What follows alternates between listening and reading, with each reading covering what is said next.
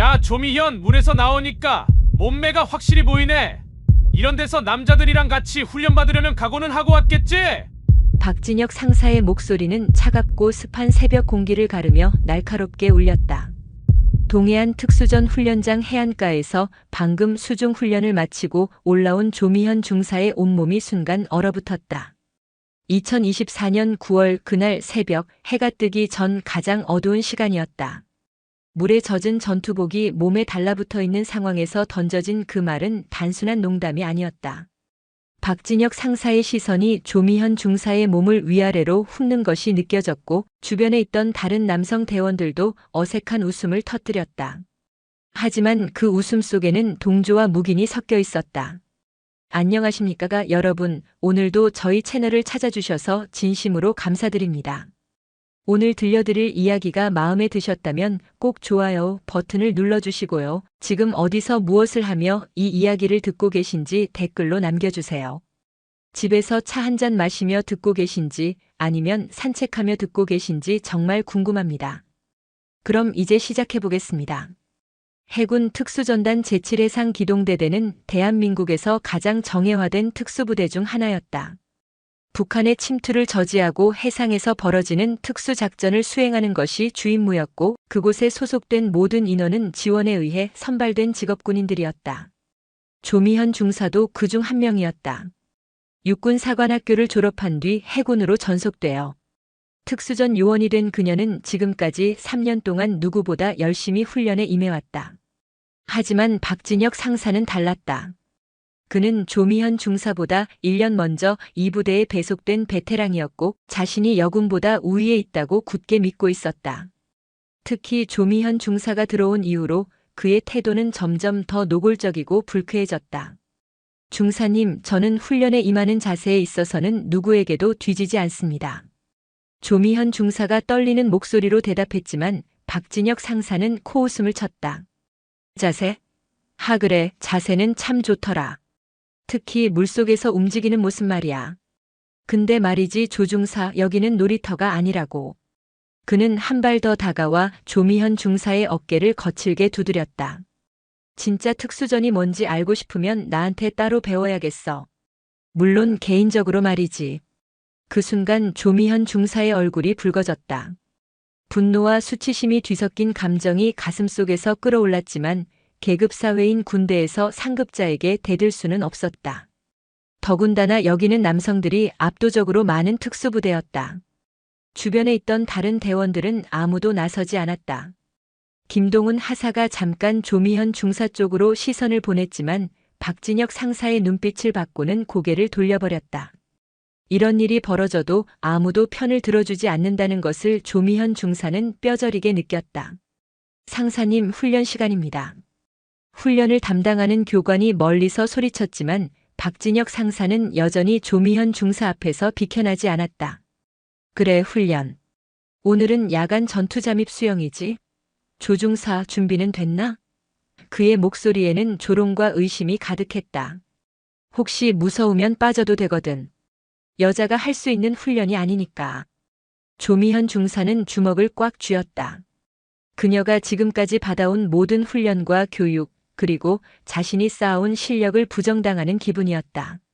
하지만 여기서 감정적으로 반응하면 그의 의도대로 흘러갈 것이 뻔했다. 아닙니다. 저는 끝까지 해내겠습니다.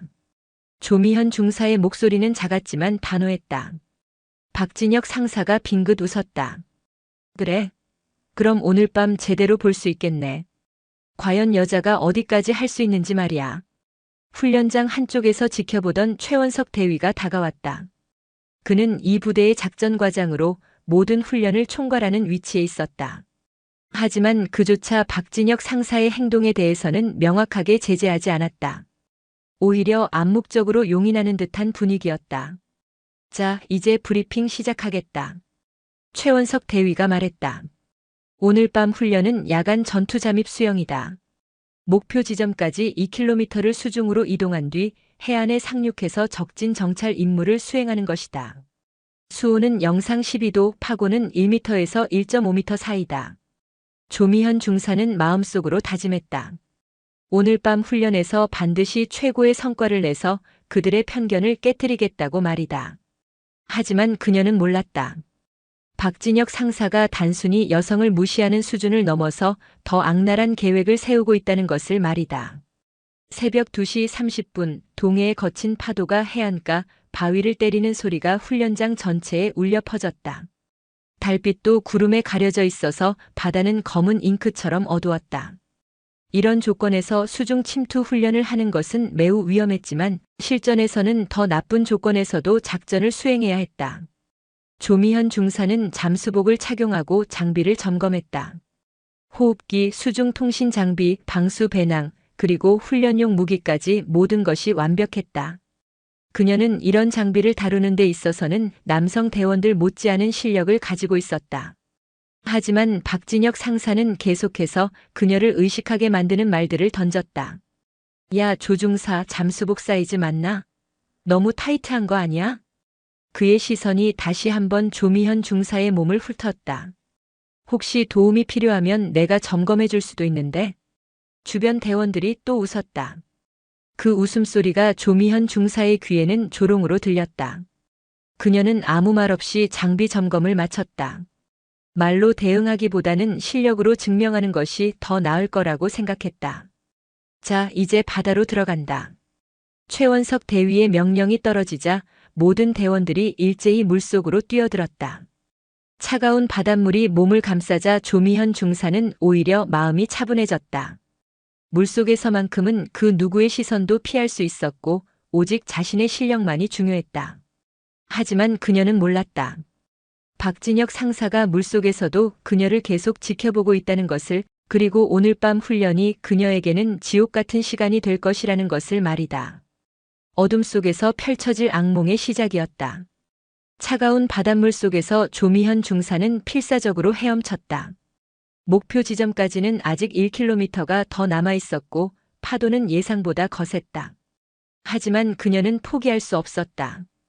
박진혁 상사의 조롱 어린 시선과 도전적인 말들이 머릿속에서 맴돌았다. 여자가 과연 어디까지 할 수 있는지 보자.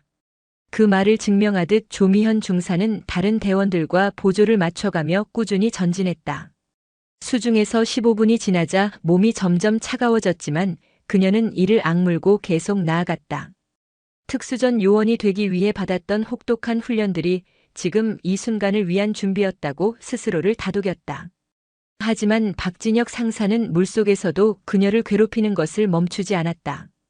수중 통신 장비를 통해 들려오는 그의 목소리는 더욱 노골적이었다. 조중사, 숨이 차나? 아직 절반도 안 왔는데 벌써 힘들어하는 것 같은데? 물속에서는 표정을 볼 수 없었지만 그의 조롱하는 어조는 선명하게 전해졌다. 혹시 지금이라도 포기하고 싶으면 말해. 내가 구조해 줄 수도 있거든. 물론 대가는 있겠지만 말이야.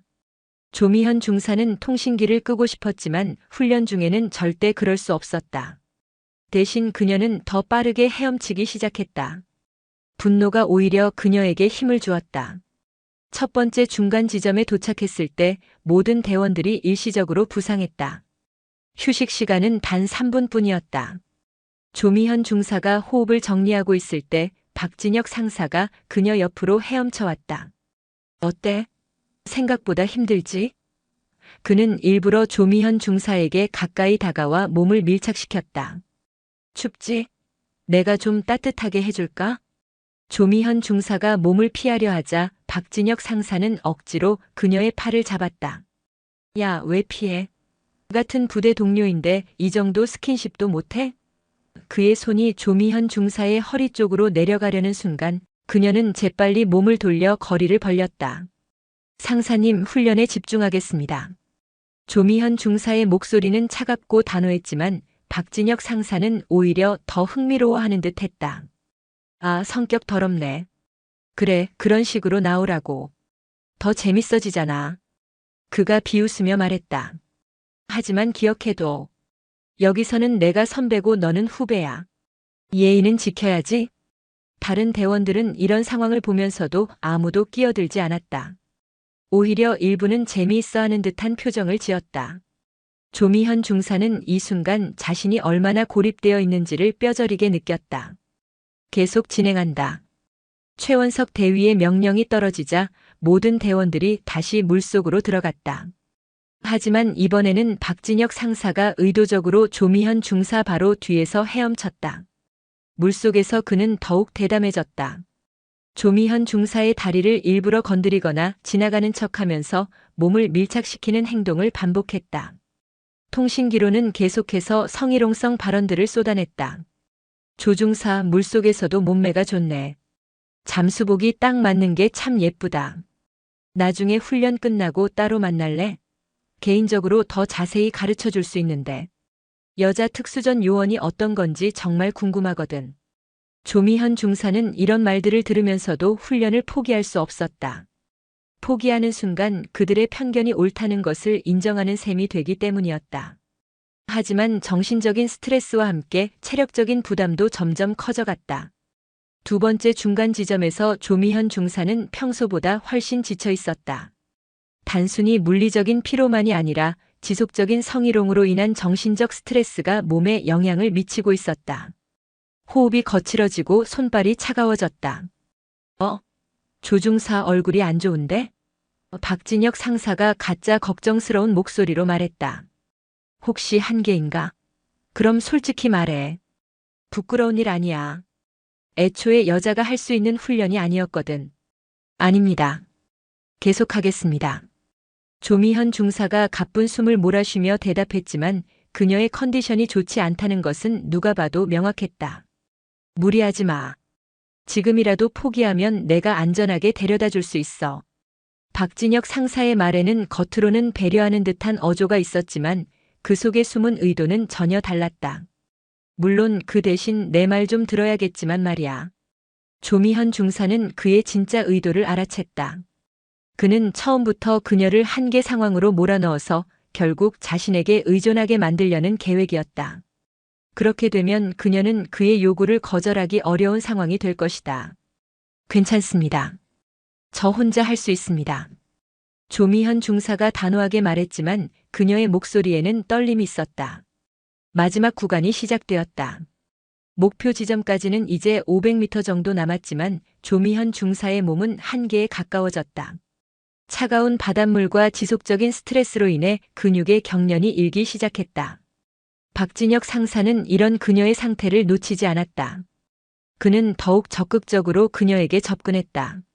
조중사, 정말 위험해 보이는데? 내가 도와줄까? 그의 손이 조미현 중사의 허리를 감으려는 순간 그녀는 필사적으로 몸을 틀어 피했다. 하지만 그 과정에서 균형을 잃고 말았다. 파도에 휩쓸린 조미현 중사는 잠깐 물속으로 가라앉았고 호흡기에 물이 들어가면서 패닉 상태에 빠졌다. 그 순간 박진혁 상사가 재빨리 그녀를 붙잡았다. 자, 이제 내 말 들을 거지? 그의 목소리가 조미현 중사의 귓가에 속삭였다. 물속에서 그의 손이 그녀의 몸을 더듬기 시작했다. 위험한 상황에서 구해줬으니까 고마워해야 하는 거 아니야? 조미현 중사는 공포와 분노로 몸이 떨렸다. 하지만 지금 상황에서는 그의 도움 없이는 정말 위험할 수도 있었다. 그녀는 이를 악물고 참아야 했다. 내가 없었으면 큰일 날 뻔했어. 박진혁 상사가 계속 말했다. 이제부터는 내 말 좀 들어야겠지? 특히 훈련 끝나고 말이야. 목표 지점에 도착했을 때 조미현 중사는 완전히 탈진 상태였다. 해안에 올라와서도 몸이 심하게 떨렸고 입술은 파래져 있었다. 하지만 그녀가 가장 견디기 힘든 것은 몸의 피로가 아니라 방금 당한 치욕이었다. 수고했어, 조중사. 박진혁 상사가 다른 대원들이 보는 앞에서 마치 친절한 선배인 것처럼 말했다. 역시 여자는 한계가 있어. 다음에는 좀 더 현실적으로 생각해봐. 조미현 중사는 아무 말도 할 수 없었다. 항의하고 싶었지만 증인도 없고 증거도 없었다. 오히려 그가 자신을 구해줬다는 식으로 상황을 만들어버렸다. 참, 훈련 끝나고 부대로 돌아가기 전에 잠깐 얘기할 게 있어. 박진혁 상사의 말에 조미현 중사의 온몸이 굳어졌다. 그녀는 직감적으로 알았다. 이것은 시작에 불과하다는 것을. 다른 대원들이 장비를 정리하는 동안 박진혁 상사는 조미현 중사를 구석진 곳으로 불렀다. 오늘 일 고마워해야 하는 거 아니야? 내가 없었으면 정말 위험했을 거야. 그의 손이 다시 그녀의 어깨에 올려졌다. 앞으로도 이런 일이 많을 텐데 우리 사이 좀 더 가까워져야 하지 않을까? 조미현 중사는 온몸이 얼어붙은 것 같았다. 이것이 정말 대한민국 군대에서 벌어지고 있는 일인지 믿기지 않았다. 하지만 현실은 냉혹했다. 여기서는 그녀가 완전히 혼자였다. 훈련이 끝나고 부대로 돌아가는 길 조미현 중사는 다른 대원들보다 뒤처져서 걸었다. 몸은 탈진 상태였고 정신적 충격도 컸다. 박진혁 상사가 물속에서 한 행동들이 계속 머릿속에서 맴돌았다. 그의 손길과 속삭임 그리고 다른 대원들의 무관심한 시선들이 악몽처럼 떠올랐다. 새벽 4시가 조금 넘은 시각이었다. 부대까지는 아직 15분 정도 더 걸어야 했고 산길은 어둡고 험했다. 조미현 중사는 혼자서 천천히 걸으며 마음을 추스르려 했다. 하지만 뒤에서 발걸음 소리가 들려왔다. 조중사, 왜 이렇게 느려? 박진혁 상사의 목소리였다. 다른 대원들은 이미 앞서 가버렸고 이제 이 어두운 산길에는 둘만 남았다. 혹시 아직도 아까 일 때문에 기분이 안 좋나? 조미현 중사는 대답하지 않고 계속 걸었다. 하지만 박진혁 상사는 그녀를 따라잡더니 옆에서 걷기 시작했다. 야, 무시하지 마. 선배가 말하는데 대답은 해야지. 죄송합니다. 몸이 좀 피곤해서요. 조미현 중사가 간신히 대답했다. 피곤해? 그럼 내가 좀 도와줄까? 박진혁 상사의 손이 갑자기 조미현 중사의 허리를 감았다. 이렇게 하면 좀 나아지지 않을까? 조미현 중사가 몸을 비틀어 빠져나가려 하자 박진혁 상사의 표정이 순간 변했다. 야, 왜 이렇게 나와? 아까도 그렇고 자꾸 피하기만 하네. 상사님, 지금은 정말 몸이 안 좋습니다. 부대 가서 쉬고 싶어요. 조미현 중사의 목소리는 간절했다. 하지만 박진혁 상사는 오히려 더 가까이 다가왔다. 몸이 안 좋다고? 그럼 내가 치료해 줄까?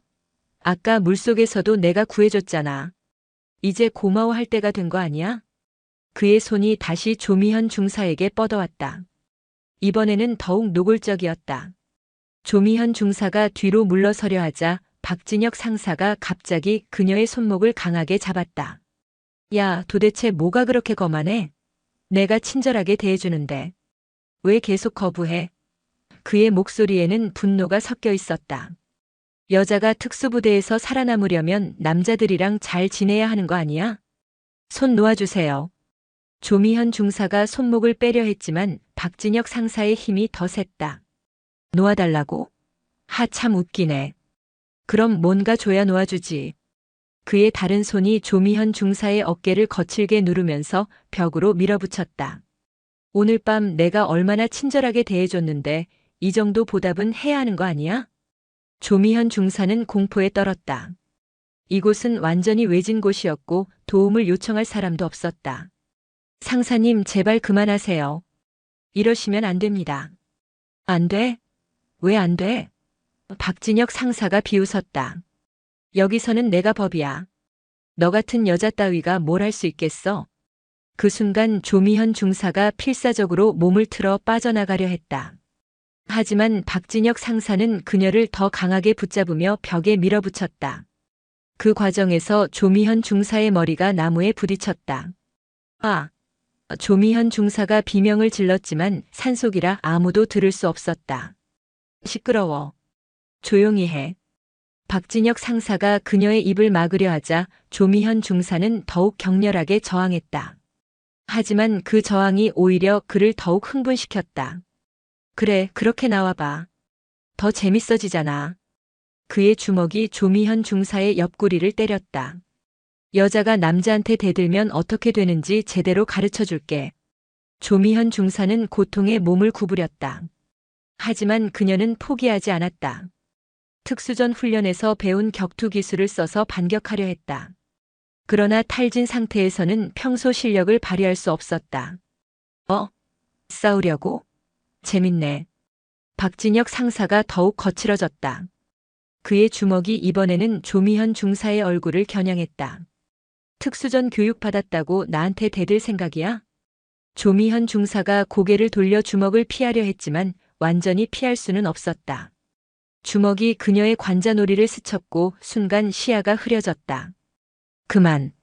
조미현 중사의 목소리는 점점 작아졌다. 뭐라고? 잘 안 들리는데? 박진혁 상사가 더욱 가까이 다가오며 말했다. 목소리 좀 크게 해봐. 뭘 원하는지 확실히 말해보라고. 조미현 중사는 의식이 흐려지기 시작했다. 머리에서 따뜻한 것이 흘러내리는 것이 느껴졌다. 아마도 피었을 것이다. 하지만 박진혁 상사는 멈추지 않았다. 야, 정신 차려. 아직 끝난 거 아니야.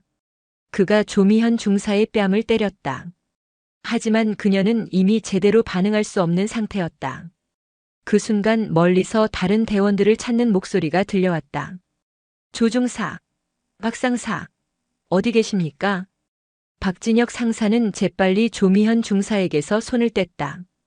그리고 마치 그녀가 쓰러진 것을 발견한 것처럼 연기했다. 조중사, 조중사, 왜 이래? 김동훈 하사와 다른 대원 둘이 달려왔다. 무슨 일입니까? 갑자기 쓰러졌어. 아마 훈련 중에 무리했나 봐. 박진혁 상사의 목소리는 당황한 것처럼 들렸다. 빨리 의무실로 옮겨야겠어. 조미현 중사는 의식을 잃은 채로 실려갔다. 그녀의 머리에서 피가 흐르고 있었고 얼굴에는 멍자국이 생겨 있었다. 하지만 박진혁 상사는 계속해서 훈련 중 사고라고 주장했다. 새벽 5시 부대 의무실에서 이정민 하사가 조미현 중사를 진찰했다. 군의관이 아닌 의무병이었지만 그는 오랜 경험으로 상황을 파악할 수 있었다. 이상하네요. 이정민 하사가 혼잣말을 했다. 머리의 외상과 얼굴의 멍 패턴이 단순한 넘어짐으로는 설명이 안 됩니다. 하지만 그 순간 최원석 대위가 의무실로 들어왔다. 상황이 어때? 대위님, 환자의 상태가. 이정민 하사가 말을 시작하려 하자 최원석 대위가 손을 들어 막았다. 훈련 중 사고로 기록해. 과로와 탈진으로 인한 실신이야. 최원석 대위의 목소리는 차갑고 단호했다. 하지만 외상 패턴이. 이정민 하사가 다시 말하려 하자 최원석 대위의 눈빛이 날카로워졌다. 하사, 내 말 안 들려? 훈련 중 사고라고 했어. 다른 말은 필요 없어. 그는 잠시 멈춘 뒤 덧붙였다. 혹시 다른 얘기를 하고 다니면 너도 어떻게 될지 모르니까 조심해. 이정민 하사는 입을 다물 수밖에 없었다. 하지만 그는 몰래 조미현 중사의 상처 사진을 촬영했다. 언젠가는 진실이 밝혀져야 한다고 생각했기 때문이다. 새벽 6시 부대장 한승복 대령에게 보고가 올라갔다.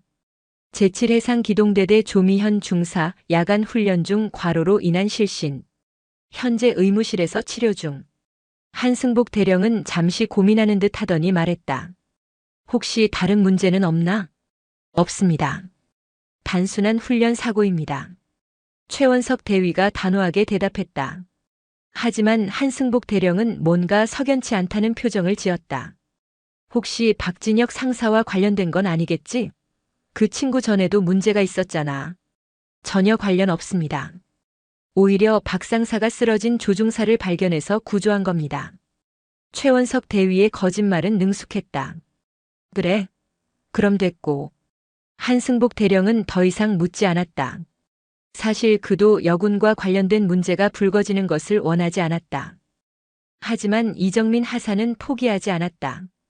그는 몰래 상급 부대 의무대에 전화를 걸었다. 여기 의무실 이정민 하사입니다. 혹시 외상 전문의와 상담할 수 있을까요? 무슨 일인가? 폭행 의심 환자가 있는데 정확한 진단이 필요합니다. 전화 건너편이 잠시 조용해졌다. 지금 몇 시인 줄 알아? 그리고 그런 민감한 문제는 함부로 전화로 얘기하는 게 아니야. 하지만 환자의 상태가. 됐어. 부대 내에서 알아서 처리해. 전화가 끊어졌다. 이정민 하사는 좌절감을 느꼈다. 하지만 그는 포기하지 않기로 했다. 조미현 중사의 의료 기록을 정확히 작성하고 사진 증거도 보관하기로 했다. 언젠가는 진실이 밝혀질 날이 올 것이라고 믿었다. 오전 8시 조미현 중사가 의식을 되찾았다. 그녀의 첫 마디는 이것이었다. 박진혁 상사가. 그가 저를. 하지만 옆에 있던 최원석 대위가 재빨리 말을 막았다. 조중사, 넌 훈련 중에 과로로 쓰러진 거야. 다른 건 기억하지 마. 조미현 중사의 눈에서 눈물이 흘러내렸다. 그녀는 무슨 일이 벌어지고 있는지 알 수 있었다. 진실이 묻히고 있었다. 조미현 중사가 의식을 되찾은 지 이 시간이 지난 오전 10시, 이정민 하사는 더 이상 참을 수 없었다. 그는 몰래 휴대폰을 꺼내 해군본부 수사단에 직접 전화를 걸었다. 여보세요, 해군 수사단입니까? 저는 제7해상 기동대대 의무실 이정민 하사입니다. 긴급히 보고할 사안이 있습니다. 전화 너머 수사관의 목소리가 들렸다. 무슨 일인가? 여군 부사관에 대한 폭행 사건입니다. 의도적으로 은폐되고 있습니다. 이정민 하사의 목소리는 떨렸지만 단호했다. 수사단에서는 즉시 반응했다. 구체적으로 설명해 보시오. 조미현 중사님이 야간 훈련 후 머리에 외상을 입고 의식을 잃었는데 상처 패턴이 단순 낙상이 아닙니다. 누군가가 의도적으로 가격한 흔적입니다. 하지만 부대에서는 훈련 사고로 처리하라고 압박하고 있습니다. 이정민 하사가 말을 마치자 수사관이 심각한 목소리로 답했다. 알겠다. 지금 즉시 현장으로 가겠다. 그리고 하사, 증거를 절대 훼손하지 마라. 한편 의무실에서 조미현 중사는 천천히 기억을 되살리고 있었다. 머리가 아프고 어지러웠지만 박진혁 상사가 자신에게 한 일들이 조금씩 떠올랐다. 그의 더러운 손길, 협박하는 목소리, 그리고 마지막에 당한 폭행까지 모든 것이 생생했다. 제가 기억하는 건 조미현 중사가 말을 시작하려 하자 최원석 대위가 재빨리 끼어들었다. 조중사, 지금은 쉬어야 할 때야. 괜한 말은 하지 마. 하지만 조미현 중사는 포기하지 않았다. 대위님, 저는 분명히 기억합니다. 박진혁 상사가 저를 폭행했습니다. 최원석 대위의 표정이 싸늘해졌다. 조중사, 정신이 아직 제대로 안 돌아온 모양이네. 내가 기억하는 건 착각이야. 넌 그냥 훈련 중에 과로로 쓰러진 거야. 그의 목소리에는 위협이 섞여 있었다. 혹시 잘못된 기억을 퍼뜨리면 부대 전체가 피해를 볼 수도 있어. 그런 일은 없어야겠지? 조미현 중사는 그의 말 속에 숨겨진 협박을 알아챘다. 하지만 그녀는 굴복할 수 없었다. 대위님, 저는 거짓말을 할 수 없습니다. 일어난 일은 일어난 일입니다. 그 순간 의무실 문이 열리며 해군 수사단 소속 정재호 중령이 들어왔다. 그의 뒤에는 수사관 둘이 따라왔다. 저는 해군 수사단 정재호 중령입니다. 이곳에서 발생한 사건에 대해 조사하러 왔습니다. 최원석 대위의 얼굴이 순간 굳었다. 중령님, 무슨 사건 말씀이십니까? 여기는 단순한 훈련 사고였는데요. 정재호 중령이 날카로운 눈빛으로 그를 바라봤다. 그건 우리가 조사해서 판단할 일입니다. 조미현 중사, 지금 상태는 어떻습니까? 조미현 중사는 마침내 말할 기회를 얻었다. 중령님, 저는 박진혁 상사에게 폭행을 당했습니다. 훈련이 끝나고 돌아오는 길에 그가 저를 성추행하려 했고 제가 거부하자 주먹으로 때렸습니다. 최원석 대위가 급히 끼어들었다. 중령님, 환자가 아직 정신이 온전하지 않습니다. 머리를 다쳐서 착각을 하는 것 같습니다. 하지만 정재호 중령은 그의 말을 무시하고 조미현 중사에게 계속 질문했다. 구체적으로 어떤 일이 있었는지 차근차근 설명해 보시오. 조미현 중사는 떨리는 목소리로 그날 밤의 일을 상세히 설명했다. 수중 훈련 중 박진혁 상사의 성희롱, 물속에서의 부적절한 신체 접촉, 그리고 돌아오는 길에서 벌어진 폭행까지 모든 것을 털어놨다. 정재호 중령은 그녀의 말을 주의 깊게 들으며 메모했다. 다른 목격자는 없었습니까?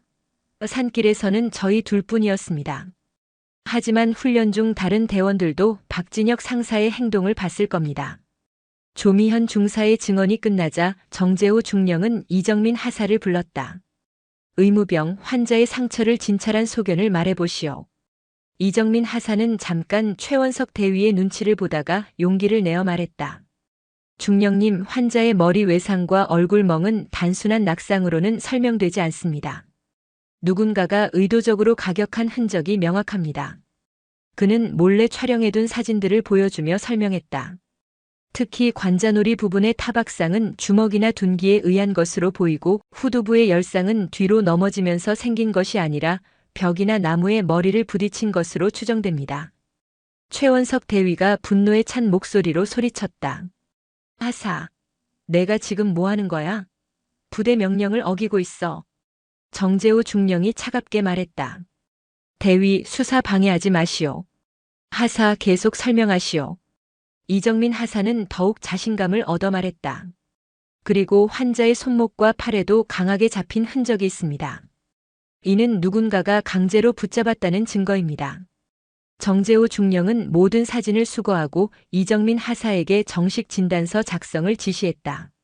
이 사건은 이제 해군 수사단이 직접 수사합니다. 관련자들은 모두 조사 대상입니다. 오후 1시 박진혁 상사가 수사실로 불려왔다. 그는 여전히 여유로운 표정을 지었다. 무슨 일로 저를 부르셨습니까? 정재호 중령이 직접 신문을 맡았다. 어젯밤 훈련 후 조미현 중사와 무슨 일이 있었는지 말해보시오. 박진혁 상사는 태연하게 대답했다. 별일 없었습니다. 조중사가 훈련 중에 무리를 해서 돌아오는 길에 쓰러졌고 제가 발견해서 부대로 데려온 것뿐입니다. 그럼 조미현 중사의 상처는 어떻게 생긴 거라고 생각하시오? 아마 쓰러지면서 바위나 나무에 부딪혔을 겁니다. 산길이 어둡고 험해서 그런 일이 충분히 일어날 수 있죠. 정재호 중령은 그의 말을 듣고 있다가 갑자기 날카로운 질문을 던졌다. 그럼 상사 손에 난 상처는 뭡니까? 박진혁 상사가 당황하며 자신의 손을 내려다봤다. 그의 손등과 손가락 관절에는 작은 상처들이 있었다. 누군가를 때렸을 때 생기는 전형적인 상처였다. 이건 훈련 중에 생긴 겁니다. 훈련 중에요? 수중 훈련에서 손에 그런 상처가 생길 이유가 있습니까? 박진혁 상사는 말문이 막혔다. 그 순간 수사실 문이 열리며 또 다른 수사관이 들어왔다. 중령님, 긴급 보고가 있습니다. 정재호 중령이 잠시 자리를 비운 사이 박진혁 상사는 초조하게 시간을 보냈다. 수분 후 돌아온 정재호 중령의 표정은 더욱 심각했다. 상사, 혹시 어젯밤 산길에서 흰색 승합차를 본 적이 있습니까? 박진혁 상사의 얼굴이 순간 굳었다. 무슨 말씀이십니까? 조미현 중사가 의식을 잃기 직전에 흰색 승합차를 봤다고 증언했습니다. 그 차에서 내린 사람들이 검은 전투복에 노란 방패 패치를 달고 있었다고 합니다. 박진혁 상사는 명백히 당황했다. 그의 이마에 식은땀이 맺혔고 눈동자가 불안하게 움직였다. 저는 그런 차 못 봤습니다. 정말입니까? 그럼 노란 방패 패치가 뭔지 아십니까? 정재호 중령의 질문에 박진혁 상사는 대답하지 못했다. 사실 노란 방패 패치는 특정 민간 군사업체의 표식이었고 일반 군인들은 잘 모르는 것이었다. 하지만 박진혁 상사의 반응을 보면 그가 뭔가 알고 있다는 것이 분명했다. 수사는 점점 더 큰 그림을 드러내기 시작했다. 오후 3시 해군 본부에서 긴급 보고가 올라왔다. 제7해상 기동대대 조미현 중사 폭행 사건 외부 세력 개입 의혹. 해군 참모총장 김철수 대장이 직접 사건 브리핑을 받았다. 민간 군사업체 개입이라고?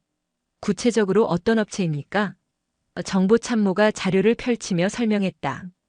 노란 방패 패치는 퍼시픽 시큐리티라는 민간 군사업체의 표식입니다. 이 업체는 작년 서해 도서지역 사건과도 연관이 있습니다. 김철수 대장의 표정이 심각해졌다. 작년 서해 사건이라면? 네, 조미현 중사가 바로 그 사건의 생존자입니다. 당시 북한 침투 저지 작전 중 민간인 피해가 발생했고 조미현 중사가 유일한 목격자였습니다. 정보 참모의 말에 회의실이 조용해졌다.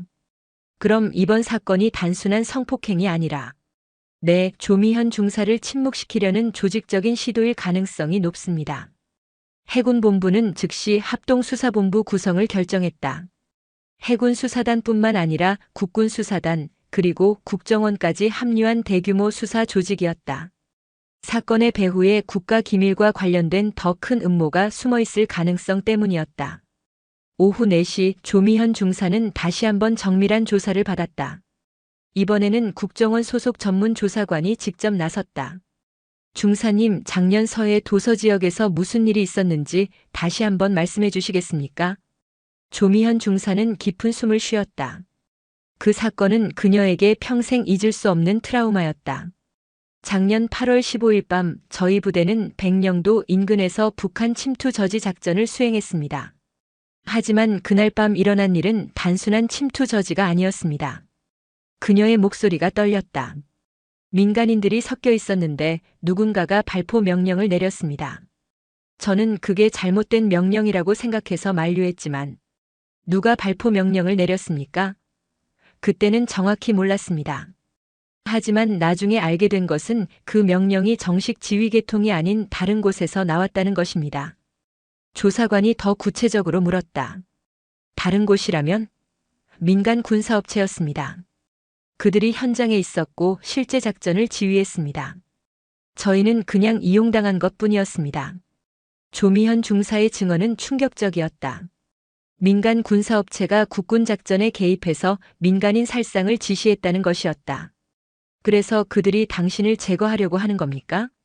그런 것 같습니다. 저는 그날 밤의 진실을 알고 있으니까요.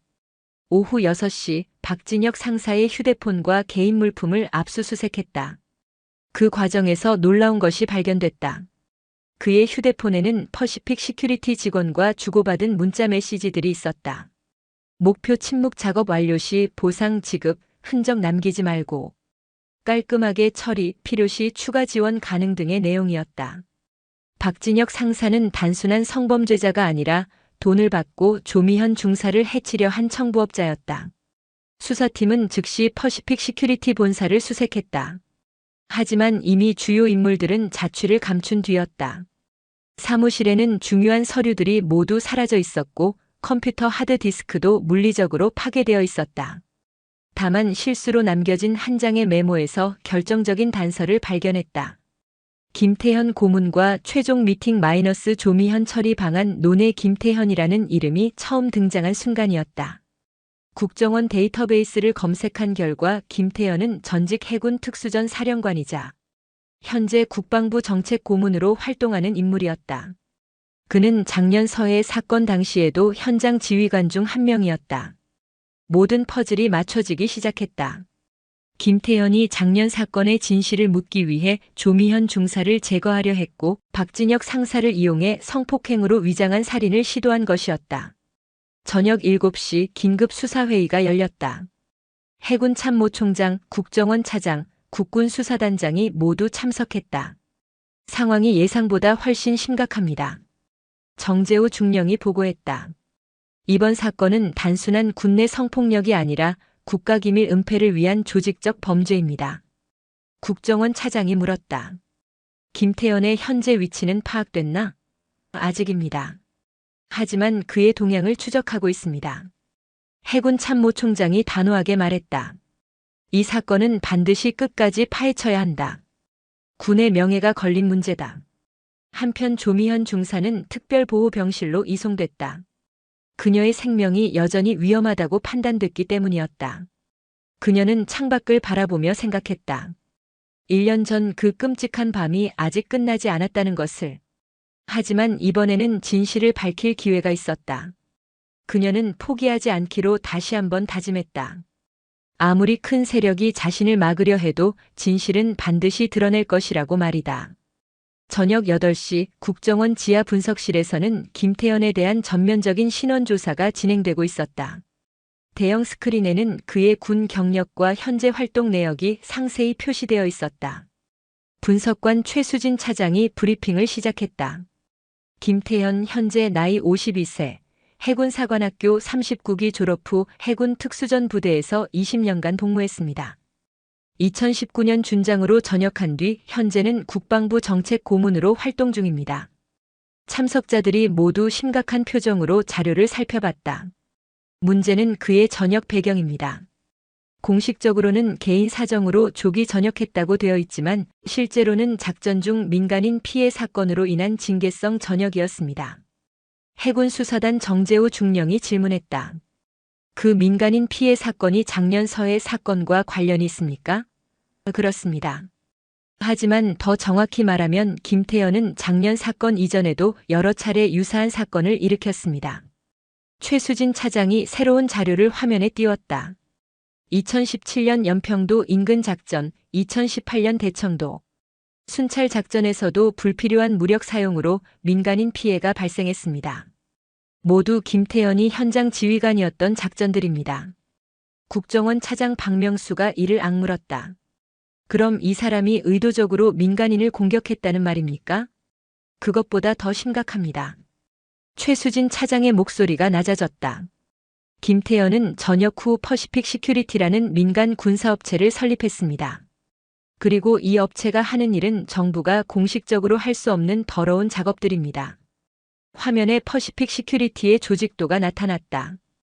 표면적으로는 해상 보안 서비스 업체지만 실제로는 정부 고위층의 지시를 받아 비밀 작전을 수행합니다.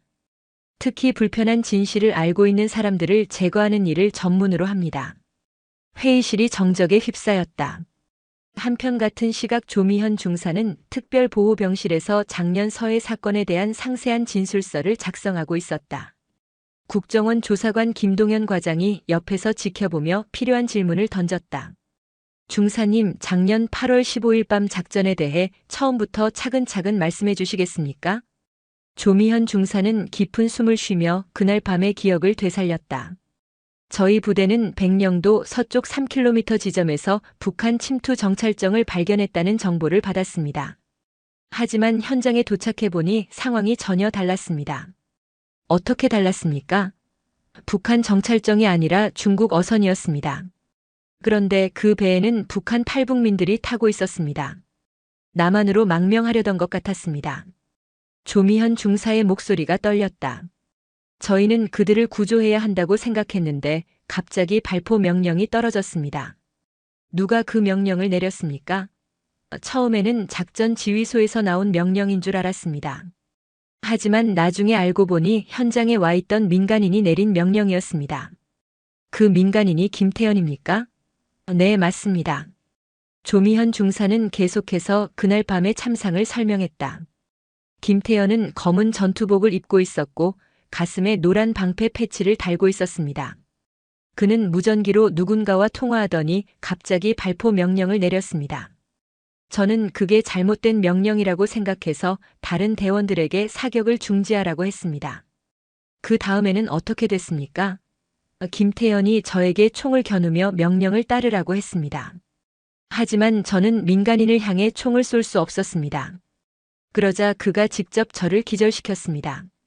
조미현 중사의 눈에서 눈물이 흘러내렸다. 정신을 차렸을 때는 모든 게 끝나 있었습니다. 탈북민들은 모두 죽어 있었고 중국 어선은 침몰해 있었습니다. 김동연 과장이 더 구체적으로 물었다. 그 사건이 어떻게 마무리됐습니까? 공식적으로는 북한 침투 정찰정과의 교전으로 발표됐습니다. 탈북민들의 존재는 완전히 지워졌습니다. 저는 그 진실을 말하려 했지만 김태현이 제 가족을 위협했습니다. 조미현 중사가 주먹을 꽉 쥐었다. 그는 제가 입을 열면 제 부모님과 동생에게 해를 가할 거라고 했습니다. 그래서 저는 1년간 침묵할 수밖에 없었습니다. 그런데 왜 지금 다시 당신을 제거하려고 하는 걸까요? 아마 제가 계속 살아있는 것 자체가 부담스러웠을 겁니다. 언젠가는 진실을 말할지도 모르니까요. 밤 9시 국정원 본부에서는 김태현의 현재 위치를 추적하기 위한 작업이 한창이었다. 통신감청팀과 위성추적팀이 총동원됐지만 김태현은 마치 증발한 것처럼 자취를 감췄다. 감청팀장 이승호 차장이 보고했다. 김태현의 휴대폰은 어제 오후부터 꺼져 있고 자동차 GPS도 작동하지 않습니다. 신용카드 사용 내역도 없습니다. 수사본부장 강철민 차장이 답답해했다. 그럼 완전히 잠적한 건가? 그런 것 같습니다. 하지만 그가 혼자 움직이지는 않을 겁니다. 퍼시픽 시큐리티에는 전직 특수부대 출신들이 많이 있으니까요. 그때 위성추적팀에서 중요한 발견을 했다. 차장님, 김태현의 별장에서 이상한 신호가 감지됩니다. 무슨 신호? 고출력 통신 장비에서 나오는 전파입니다. 누군가 암호화된 통신을 하고 있는 것 같습니다. 강철민 차장이 즉시 지시했다. 특공대를 보내라. 하지만 조심해야 한다. 상대방도 프로니까 함정일 수도 있어. 1시간 후 특공대가 경기도 가평에 있는 김태현의 별장을 급습했다. 하지만 그곳은 이미 텅 비어 있었다. 다만 급하게 빠져나간 흔적들이 곳곳에 남아 있었다. 별장 지하실에서 중요한 발견이 있었다. 대형 모니터와 통신 장비들이 설치된 비밀 지휘소였다. 벽에는 여러 사람들의 사진과 신상 정보가 붙어 있었는데 그 중에는 조미현 중사의 사진도 있었다. 사진 위에는 빨간 펜으로 제거 대상 1순위라고 적혀 있었다. 특공대장 민준호 소령이 무전으로 보고했다. 본부 중요한 발견이 있습니다. 김태현이 여러 명을 제거 대상으로 선정해놨습니다. 몇 명이나 됩니까? 총 7명입니다. 모두 작년 서해 사건과 관련된 사람들인 것 같습니다. 지하실 한쪽에서는 더욱 충격적인 자료가 발견됐다. 김태현이 작성한 것으로 보이는 침묵 계획이라는 문서였다. 이 문서에는 작년 서해 사건의 목격자들을 체계적으로 제거하는 계획이 상세히 기록되어 있었다. 1단계 직접적 목격자 제거 마이너스 조미현 중사 우선, 2단계 간접 목격자 회유 또는 제거, 3단계 물적 증거 완전 소거 등의 내용이었다. 가장 끔찍한 것은 각 목격자들을 제거하는 방법이 구체적으로 기술되어 있다는 점이었다. 조미현 중사의 경우 성폭행으로 위장한 살인이라고 명시되어 있었다. 밤 10시 긴급 수사회의가 다시 열렸다. 별장에서 발견된 자료들이 모든 참석자들에게 충격을 주었다. 해군 참모총장 김철수 대장이 분노에 찬 목소리로 말했다. 이건 단순한 개인 범죄가 아니라 국가에 대한 반역 행위입니다. 국정원 차장 박명수가 동의했다. 김태현은 이미 완전히 선을 넘었습니다. 더 이상 두고 볼 수 없어.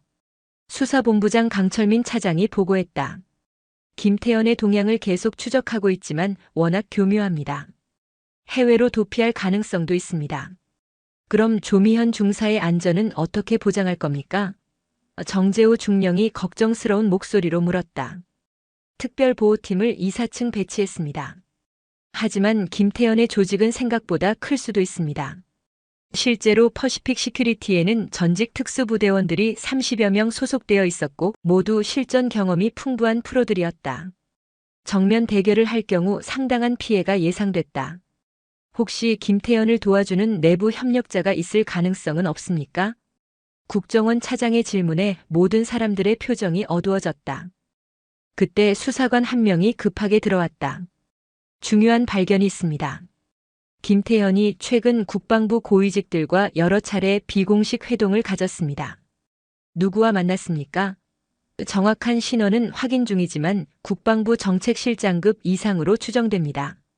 이 정보는 사건의 심각성을 한층 더 부각시켰다. 김태현이 단독으로 행동하는 것이 아니라 국방부 내부에 든든한 후원자가 있다는 뜻이었다. 그렇다면 우리의 수사 정보도 그들에게 흘러갈 수 있다는 말입니까? 그 가능성을 배제할 수 없습니다. 자정이 넘어서 조미현 중사에게 또 다른 중요한 증언 기회가 주어졌다. 국정원에서 최고급 기밀 분석관이 파견되어 작년 사건에 대한 더욱 세밀한 조사를 진행했다. 중사님, 작년 사건 당시 김태현이 누군가와 통화하는 내용을 들으셨다고 하셨는데 혹시 기억나는 내용이 있습니까?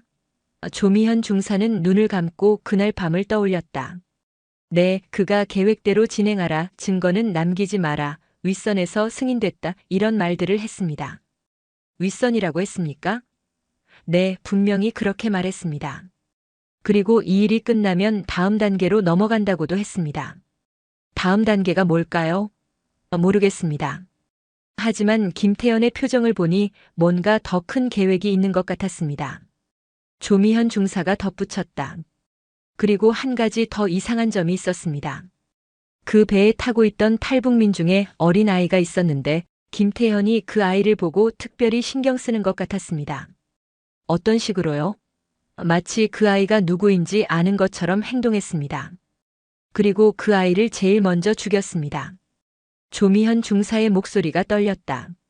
나중에 알고 보니 그 아이는 북한 고위층의 자녀였다고 합니다.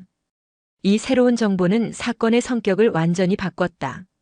단순한 우발적 민간인 피해가 아니라 특정 인물을 제거하기 위한 계획적 암살이었던 것이다.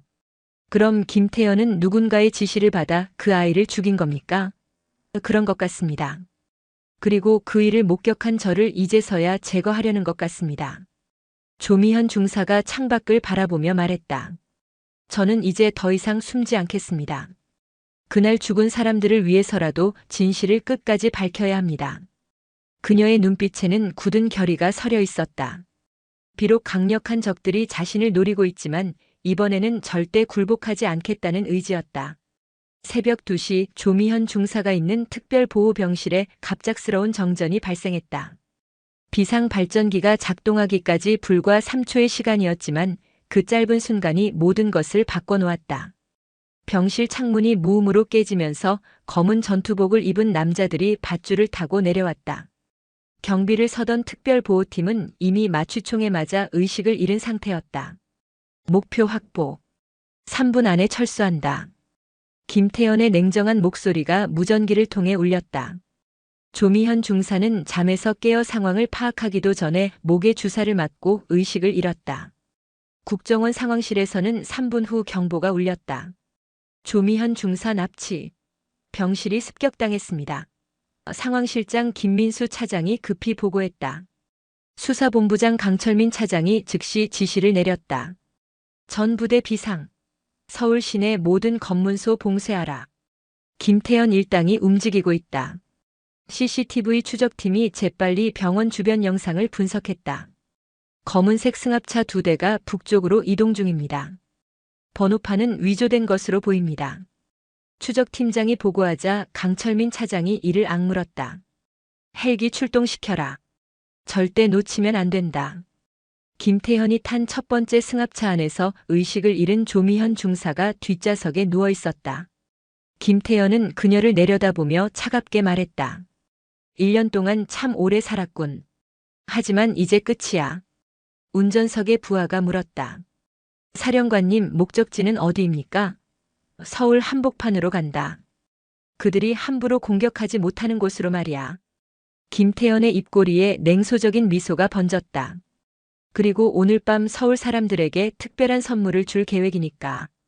새벽 3시 서울 시내 곳곳에서 추격전이 시작됐다.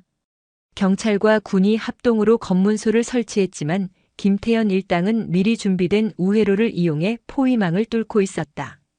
목표 차량이 강북구를 지나 한강 방향으로 이동 중입니다.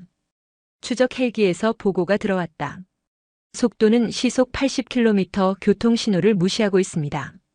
강철민 차장이 무전으로 지시했다. 시민 안전이 최우선이다. 무리한 추격은 금지한다. 하지만 김태현은 그들의 망설임을 이용해 계속 도망치고 있었다. 한강대교 위에서 첫 번째 대치 상황이 벌어졌다. 경찰 특공대가 다리 양쪽 끝을 봉쇄하자 김태현의 승합차가 멈춰섰다. 김태현, 차에서 나와라. 확성기를 통한 경고가 울렸다. 하지만 승합차에서 내린 것은 김태현이 아니라 그의 부하들 뿐이었다. 속았군. 특공대장이 중얼거릴 때 한강 다리 아래에서 또 다른 승합차가 나타났다. 진짜 김태현과 조미현 중사는 이미 다른 경로로 빠져나가고 있었다. 미끼 작전이었습니다. 진짜 목표를 놓쳤습니다. 오전 5시 김태현은 서울 시내 한복판에 있는 버려진 건물에 도착했다. 그곳은 재개발을 앞두고 비어있는 오래된 오피스텔이었다. 조미현 중사를 의자에 묶어놓고 찬물을 끼얹어 깨웠다. 잘 잤나? 이제 마지막 대화를 해보자. 김태현이 그녀 앞에 앉으며 말했다. 조미현 중사는 흐릿한 의식 속에서도 상황을 파악했다. 당신이 김태현이군요. 그래, 바로 나다. 내가 1년 동안 숨기려 했던 진실을 알고 있는 바로 그 사람 말이야. 김태현은 창밖을 바라보며 계속 말했다. 내가 생각하는 것보다 훨씬 큰 일이 벌어지고 있어. 작년 서해 사건은 시작에 불과했거든. 조미현 중사가 떨리는 목소리로 물었다. 무슨 뜻입니까? 곧 알게 될 거야. 오늘 밤 서울에 특별한 일이 벌어질 테니까. 김태현이 가방에서 작은 장치를 꺼내 보였다. 그것은 리모컨 같아 보였지만 훨씬 복잡한 버튼들이 달려 있었다. 이게 뭔지 알겠나? 모르겠습니다. 이건 서울 전체를 어둠에 빠뜨릴 수 있는 장치야. 한편 국정원에서는 김태현의 위치를 찾기 위해 모든 수단을 동원하고 있었다. 위성 추적, 휴대폰 기지국 분석, CCTV 영상 분석이 동시에 진행됐다. 강북구 일대에서 이상 신호가 감지됩니다. 통신 분석관이 보고했다. 고출력 전자장비에서 나오는 것으로 보입니다. 강철민 차장이 즉시 반응했다. 그곳이다. 특공대를 보내라. 하지만 민간인이 많은 지역입니다. 자칫하면 큰 피해가. 조심스럽게 접근하되 반드시 찾아내야 한다. 오전 6시 김태현이 본격적으로 자신의 계획을 설명하기 시작했다. 내가 알고 있는 작년 서해 사건, 그건 훨씬 큰 계획의 일부였어. 조미현 중사가 고개를 들었다. 무슨 계획 말입니까? 한반도 정세를 완전히 바꾸는 계획이야. 북한 고위층 자녀를 제거한 것도 그 계획의 시작이었고, 김태현의 눈빛이 광기로 번뜩였다. 이제 다음 단계로 넘어갈 때가 됐어. 서울의 대혼란을 일으켜서 정부를 무너뜨리는 거야. 미쳤군요. 수백만 명이 피해를 볼 텐데. 혁명에는 희생이 따르는 법이지. 김태현은 벽에 걸린 서울 지도를 가리키며 설명했다. 오늘 밤 9시에 서울 전체의 전력이 차단될 거야. 동시에 주요 통신망도 마비시킬 예정이고, 지도에는 여러 지점에 빨간 표시가 되어 있었다. 발전소, 통신기지국, 정부 주요 시설들이 동시에 공격받을 거야. 그러면 서울은 완전한 무법천지가 될 거고 그 혼란 속에서 새로운 세력이 권력을 잡게 되지. 조미현 중사는 소름이 돋았다. 당신 혼자서 그런 일을 할 수 있을 거라고 생각해요? 물론 혼자가 아니지. 정부 내부에도 우리 편이 많거든. 그 순간 김태현의 휴대폰이 울렸다. 네, 준비 완료됐습니다. 전화를 끄는 김태현이 만족스러운 표정을 지었다. 드디어 시작되는군. 내가 마지막으로 보게 될 광경이 될 거야. 조미현 중사가 필사적으로 말했다. 제발 그만하세요. 무고한 시민들이 다치게 됩니다. 무고하다고? 그들이 지금까지 썩은 정치인들을 지지해온 대가를 치르는 거야.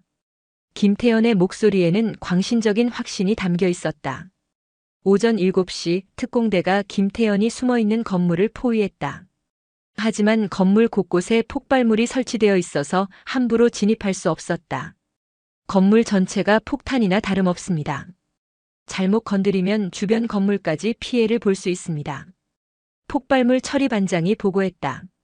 강철민 차장이 답답해했다. 그럼 어떻게 해야 하지? 협상을 시도해봐야 할 것 같습니다.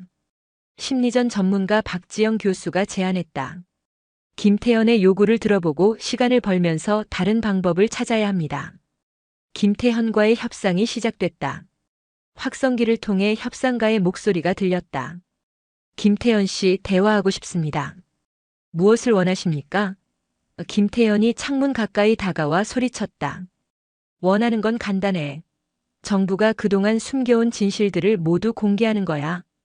어떤 진실 말입니까? 군과 정치인들이 얼마나 부패했는지, 국민들을 얼마나 속여왔는지 모든 걸 털어놓으라고. 김태현의 목소리는 점점 격해졌다. 그리고 나는 조미현을 데리고 안전하게 여기서 나갈 거야. 하지만 김태현의 진짜 목적은 따로 있었다. 협상을 하는 동안 그의 부하들이 서울 곳곳에서 테러 준비를 완료하고 있었다. 사령관님, 모든 팀이 대기 위치에 도착했습니다. 무전기로 보고가 들어왔다. 좋아. 예정대로 오늘 밤 9시에 작전을 실행한다. 김태현이 조미현 중사를 보며 말했다. 내가 마지막까지 살아있을 수 있는 시간은 14시간 정도야. 그 후엔 서울이 지옥이 되고 너도 그 속에서 사라지게 될 거야. 오전 8시 국정원에서 김태현의 진짜 계획을 파악하기 시작했다. 통신 감청 결과 서울 곳곳에 김태현의 부하들이 잠복해 있다는 것이 확인됐다. 이건 단순한 인질 상황이 아닙니다. 대규모 테러 계획입니다. 분석관이 긴급 보고했다. 서울 전체가 목표인 것 같습니다. 정부는 즉시 비상사태를 선포했다. 모든 정부 기관이 비상 대기에 들어갔고 군 병력이 서울 시내 주요 지점에 배치됐다. 시민들에게는 아직 공개하지 마라. 패닉이 일어나면 상황이 더 악화될 수 있어. 김태현은 자신의 계획이 발각된 것을 알고도 여전히 여유로워했다. 이미 늦었어. 내 사람들은 이미 다 배치됐고 오늘 밤이면 모든 게 끝나. 조미현 중사가 간절하게 말했다. 제발 다시 생각해 보세요. 이렇게 해서는 아무것도 바뀌지 않습니다. 바뀌지 않다고? 내가 뭘 알겠어. 김태현이 비웃었다. 때로는 모든 걸 파괴해야만 새로운 걸 만들 수 있는 법이야. 오늘 밤 서울이 무너지면 새로운 질서가 시작될 거야. 오전 9시 드디어 특공대가 건물 진입을 시도했다. 폭발물 처리반이 조심스럽게 폭탄들을 해체하면서 안전한 경로를 확보했다. 하지만 김태현은 이미 모든 걸 예상하고 있었다. 시간이 됐군. 그가 리모컨을 조작하자 건물 지하에서 연기가 올라오기 시작했다. 연막탄입니다. 시야가 차단됩니다. 특공대원이 무전으로 보고했다. 그 혼란 속에서 김태현은 조미현 중사를 끌고 건물 옥상으로 올라갔다. 미리 준비해둔 헬기가 기다리고 있었다. 이번에는 놓치지 않겠어. 김태현이 조미현 중사를 헬기에 밀어넣으며 말했다. 오늘 밤까지만 더 살아있으면 돼. 그 후엔 서울과 함께 사라져라. 헬기가 이륙하는 순간 추적 헬기들도 뒤따랐다. 하지만 김태현의 헬기는 서울 시내 고층 빌딩 사이로 위험하게 비행하며 추격을 따돌렸다. 목표를 놓쳤습니다. 시내 상공에서는 더 이상 추격이 어렵습니다. 결국 김태현은 조미현 중사와 함께 서울 어딘가로 사라졌다. 그리고 그가 예고한 오늘 밤 9시가 점점 다가오고 있었다. 오후 2시 김태현은 조미현 중사를 한강변에 버려진 창고로 옮겼다. 이곳은 재개발 계획이 무산되면서 방치된 곳으로 사람의 발길이 거의 닿지 않는 완벽한 은신처였다. 조미현 중사를 철제 의자에 묶어놓고 김태현이 시계를 확인했다. 이제 7시간 남았군. 내 계획이 실행되기까지 말이야. 창고 밖에서는 그의 부하들이 경계를 서고 있었고 모든 출입구가 철저히 차단되어 있었다. 오늘 밤 서울이 어둠에 빠지면 넌 그 어둠 속에서 영원히 잠들게 될 거야. 하지만 그때 창고 근처에서 이상한 움직임이 포착됐다. 김태현의 부하가 무전으로 보고했다. 사령관님, 동쪽에서 정체불명 차량이 접근하고 있습니다. 정부 쪽인가? 아닙니다. 번호판도 다르고 차종도 군용이 아닙니다. 김태현이 쌍안경으로 살펴보니 검은색 SUV 한 대가 천천히 다가오고 있었다. 차에서 내린 사람은 군복을 입고 있었지만 김태현이 아는 부대 마크가 아니었다. 누구냐? 김태현이 중얼거릴 때 그 사람이 확성기를 들고 소리쳤다. 김태현. 나는 이준호다. 조미현을 내놓아라. 이준호라는 이름을 들은 순간 김태현의 얼굴이 굳었다. 이준호? 그놈이 아직 살아있었나? 1년 전 서해 사건에서 실종된 줄 알았던 이준호 중사가 나타난 것이었다. 조미현 중사도 그 목소리를 듣고 충격을 받았다. 준호? 준호가 살아있다고? 이준호 중사는 조미현 중사와 해군 사관학교 동기였고 작년 서해 사건에서 함께 작전에 참여했던 인물이었다. 공식적으로는 북한군과의 교전 중 실종되어 전사 처리되었지만 실제로는 김태현의 만행을 목격하고 탈출했던 것이다. 김태현. 1년 동안 내 뒤를 쫓아다녔어. 이준호의 목소리에는 분노가 가득했다. 내가 그날 밤 한 일을 다 알고 있다. 무고한 탈북민들을 학살한 것도 그 증거를 숨기기 위해 우리를 죽이려 한 것도. 김태현이 부하들에게 지시했다. 저놈을 제거해라. 하지만 이준호는 이미 준비되어 있었다. 그의 뒤에서 동료들이 나타나 창고를 포위했다. 우리도 만만치 않아, 김태현. 이준호가 비웃었다. 1년 동안 널 잡기 위해 준비해왔거든. 이준호와 그의 동료들은 작년 서해 사건의 진실을 알고 있는 군인들로 구성된 비밀 조직이었다.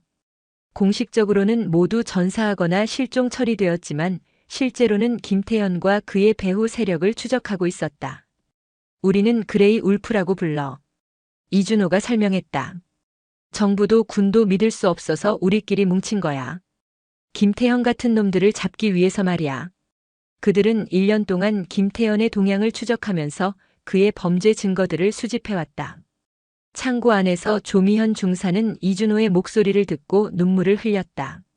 준호가 정말 살아있구나. 김태현이 그녀를 보며 냉소했다. 감동적인 재회가 될 뻔했는데 아쉽게도 너희 둘 다 오늘 죽을 예정이야.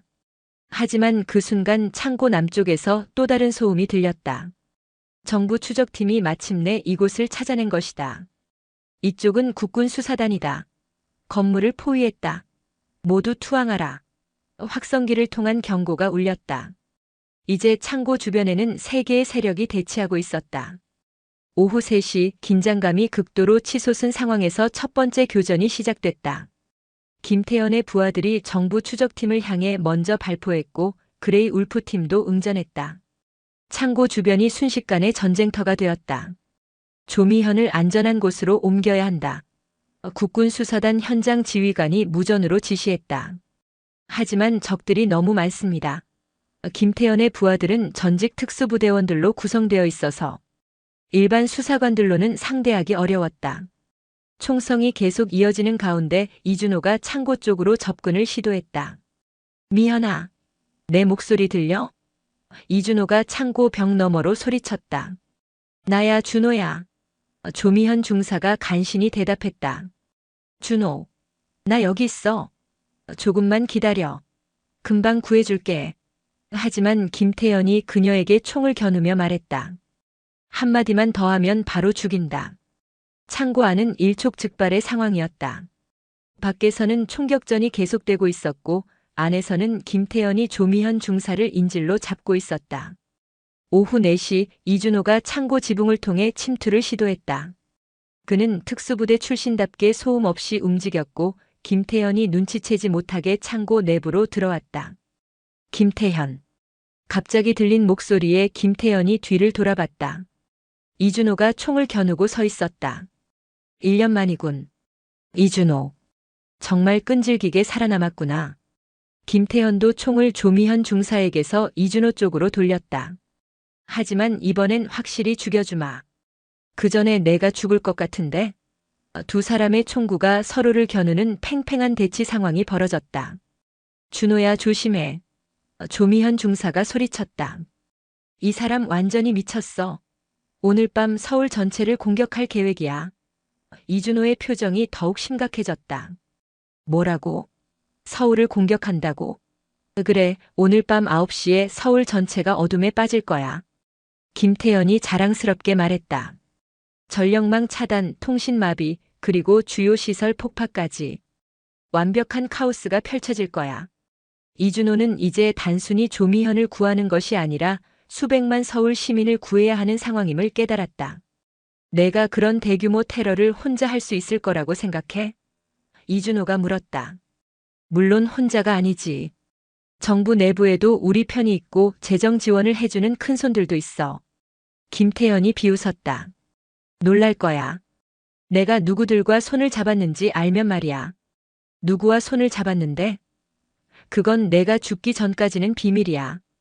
그 순간 김태현이 방아쇠를 당기려 했지만 이준호가 더 빨랐다.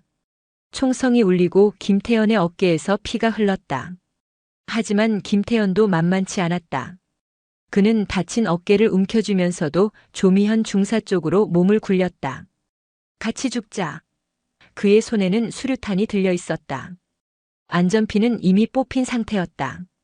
다 죽어버려. 이준호가 재빨리 조미현 중사의 결박을 풀고 그녀를 안고 창고 문 쪽으로 뛰어갔다. 뒤에서 폭발음이 터졌고 창고 일부가 무너져 내렸다. 미현아, 괜찮아? 응, 고마워 준호야. 두 사람은 간신히 폭발에서 벗어났지만 김태현의 생사는 확인되지 않았다. 오후 5시 무너진 창고 잔해 속에서 김태현이 기어나왔다. 그는 심하게 다쳤지만 아직 살아있었다. 젠장. 이런 식으로 당할 줄은. 그의 휴대폰이 울렸다. 사령관님 괜찮으십니까? 살아있다. 계획 변경 없이 예정대로 진행해라. 하지만 사령관님이 부상을. 상관없어. 오늘 밤 9시에 서울을 불바다로 만들어라. 김태현은 복수심에 불타고 있었다. 조미현과 이준호를 놓쳤지만 그의 진짜 목표는 서울 전체를 마비시키는 것이었다. 한편 이준호와 조미현 중사는 안전한 곳으로 이동했다. 국군 수사단이 그들을 보호하고 있었지만 아직 위험은 끝나지 않았다. 미현아, 김태현이 말한 게 사실이야? 정말 오늘 밤에 서울을 공격한다고? 응, 분명히 그렇게 말했어. 전력망을 차단하고 주요 시설들을 폭파한다고. 이준호가 국군 수사단 지휘관에게 급히 보고했다. 중령님, 긴급 상황입니다. 김태현이 오늘 밤 9시에 서울 전체를 공격할 계획입니다. 뭐라고? 구체적으로 어떤 계획이지?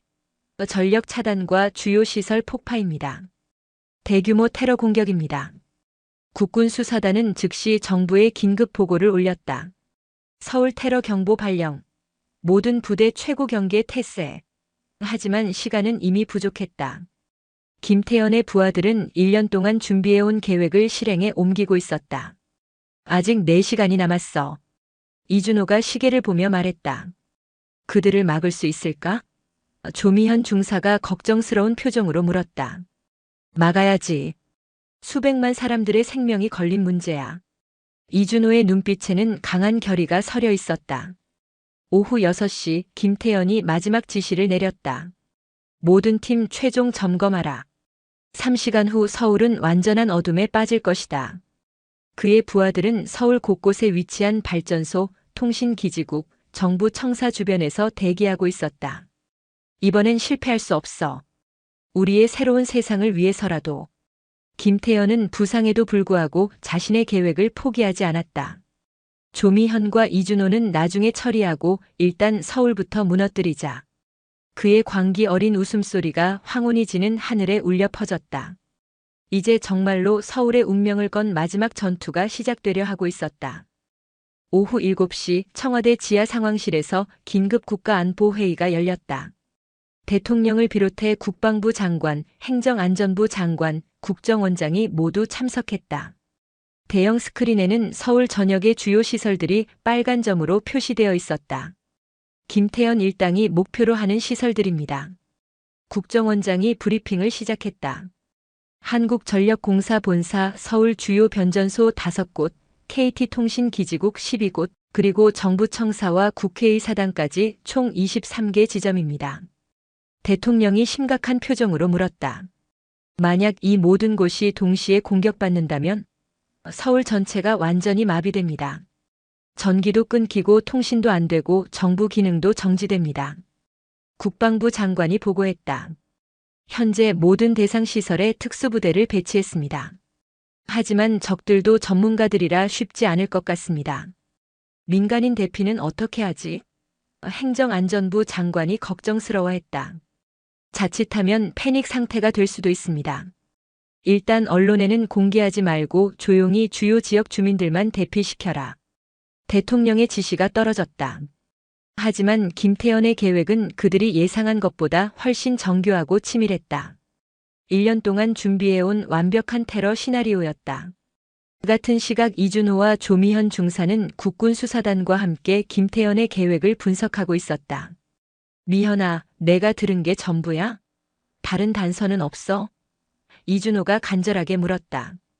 김태현이 리모컨 같은 걸 보여줬어. 그걸로 모든 걸 조종한다고 했어. 조미현 중사가 기억을 더듬었다. 그리고 누군가와 계속 통화를 했는데 윗선에서 승인됐다고 말하더라고. 윗선이라. 이준호가 생각에 잠겼다.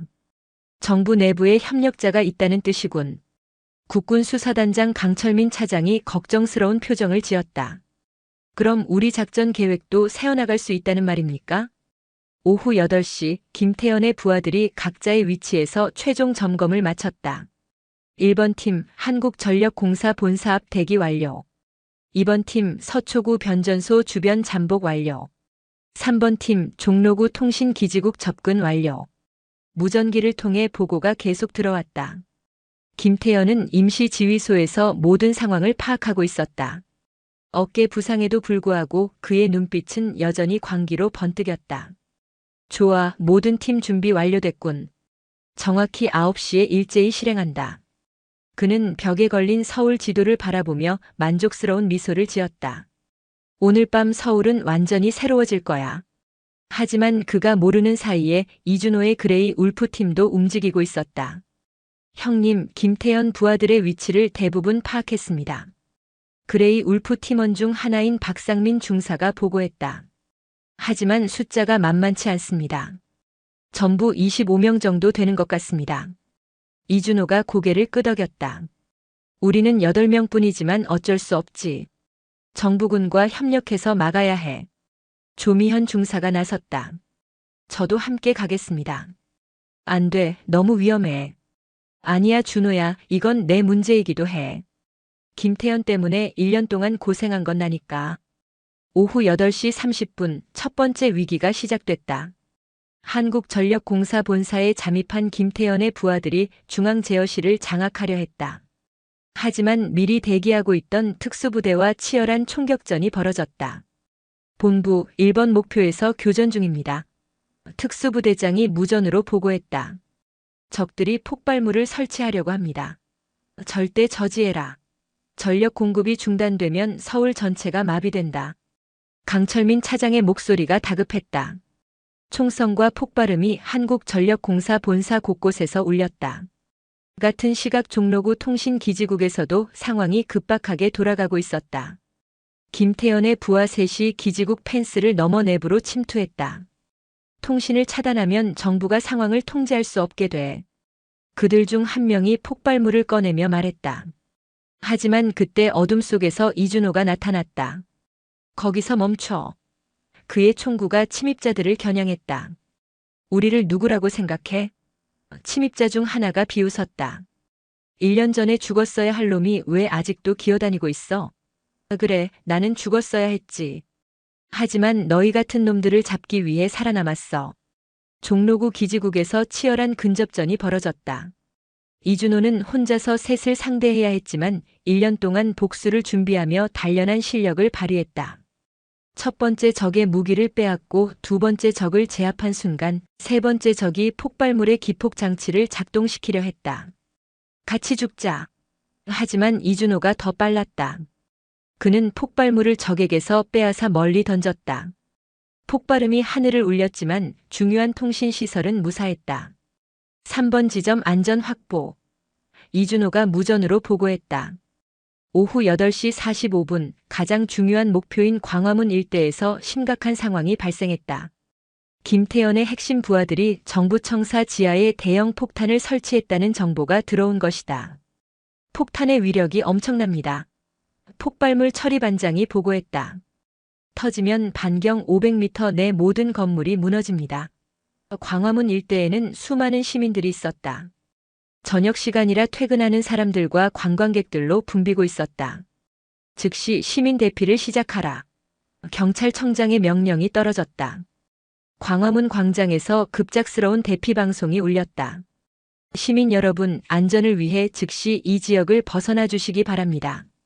하지만 갑작스러운 대피 명령에 사람들은 당황했다. 무슨 일이야? 왜 갑자기 대피하라는 거지? 혼란 속에서 일부 시민들은 패닉 상태에 빠졌다. 경찰들이 질서를 유지하려 했지만 쉽지 않았다. 천천히 침착하게 대피해 주세요. 확성기를 통한 안내가 계속됐지만 시간은 부족했다. 그때 조미현 중사가 폭발물 처리 현장에 도착했다. 저도 도와드리겠습니다. 중사님, 너무 위험합니다. 폭발물 처리 반장이 말렸다. 하지만 저는 김태현의 폭탄 구조를 본 적이 있어요. 도움이 될 수 있을 겁니다. 조미현 중사는 작년 서해 사건 때 김태현이 사용했던 폭발물의 특징을 기억하고 있었다. 그는 항상 이중 안전장치를 설치해요. 하나를 해제해도 또 다른 트랩이 있어요. 폭발물 처리 반장이 놀랐다. 그럼 일반적인 해체 방법으로는 안 된다는 말씀입니까? 정부청사 지하에서 폭탄을 발견한 처리 반원들이 긴급 보고를 올렸다. 폭탄이 정말 복잡합니다.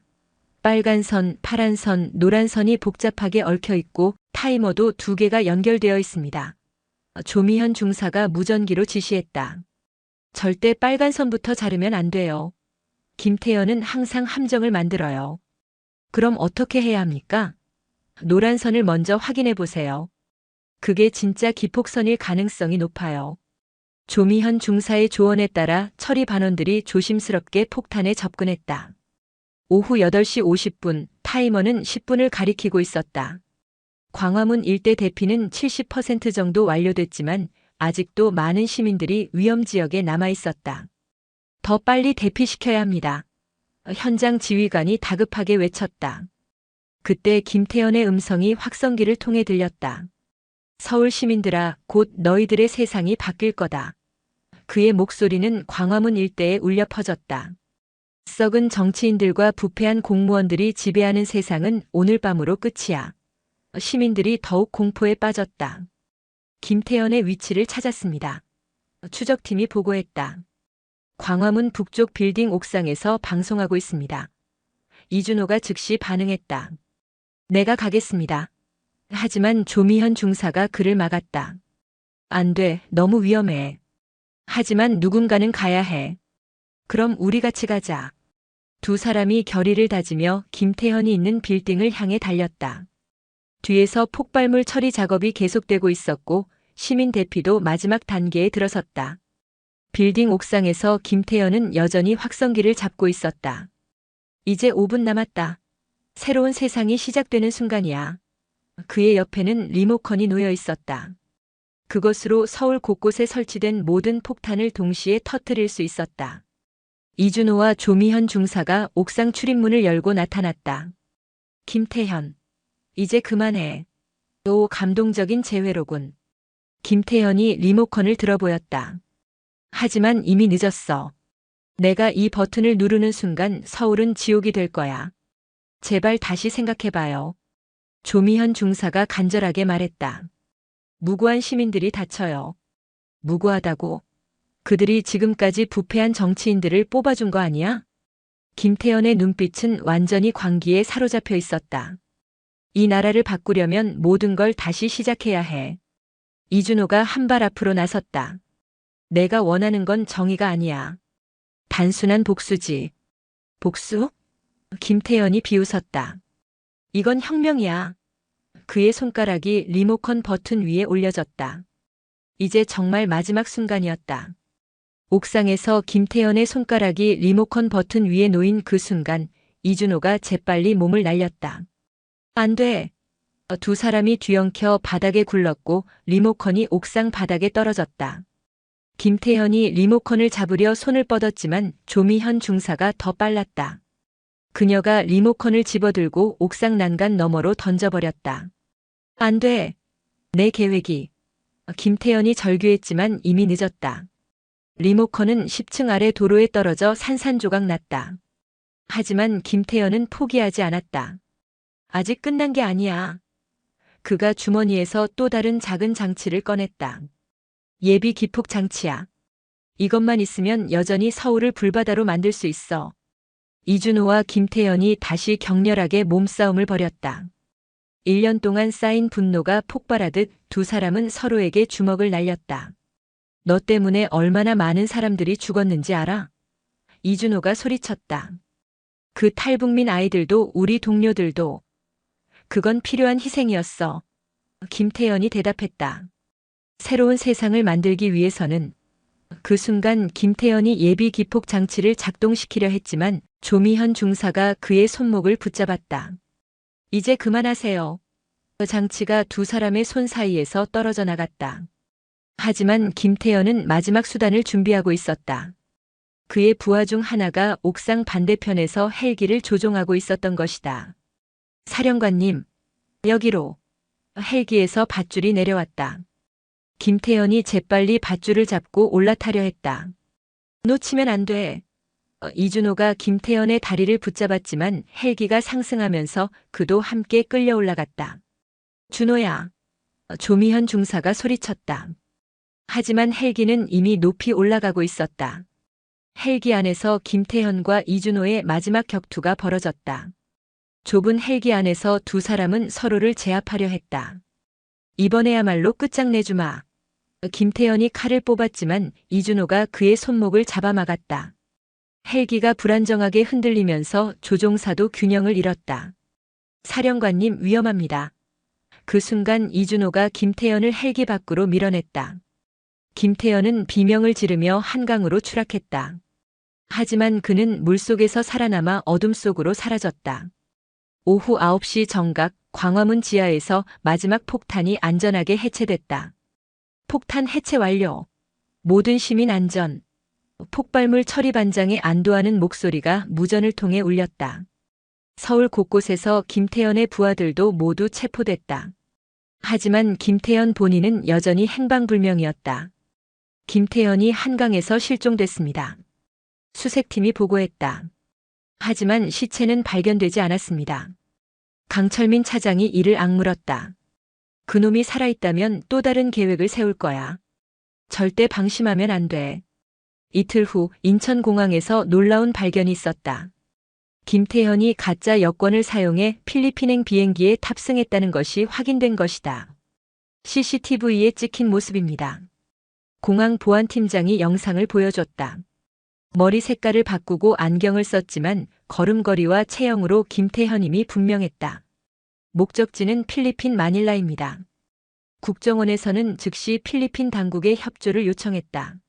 하지만 김태현은 이미 마닐라에 도착한 뒤였다. 마닐라에서 김태현은 현지 무기상과 접촉했다. 카를로스 오랜만이군. 김태현이 어두운 창고에서 필리핀 사람과 악수했다. 준비해달라고 한 물건들은 어떻게 됐나? 모두 준비했습니다, 미스터 김. 카를로스가 대형 상자를 열어보였다. 안에는 최신형 무기들과 폭발물들이 가득했다. 이제 한국으로 돌아가서 진짜 복수를 시작할 거야. 김태현의 눈빛에는 여전히 광기가 서려 있었다. 이번에는 실패하지 않을 거야. 한편 서울에서는 조미현 중사와 이준호가 김태현을 쫓아 마닐라로 출발할 준비를 하고 있었다. 정말 가야 해? 조미현 중사가 걱정스러워했다. 김태현은 필리핀에서도 위험한 인맥들과 연결되어 있을 거야. 그래서 더 빨리 잡아야 해. 이준호가 단호하게 말했다. 놔두면 또 다른 테러를 계획할 거야. 이번에는 국제적인 규모로 말이야. 국군 수사단에서는 두 사람에게 특별 임무를 부여했다.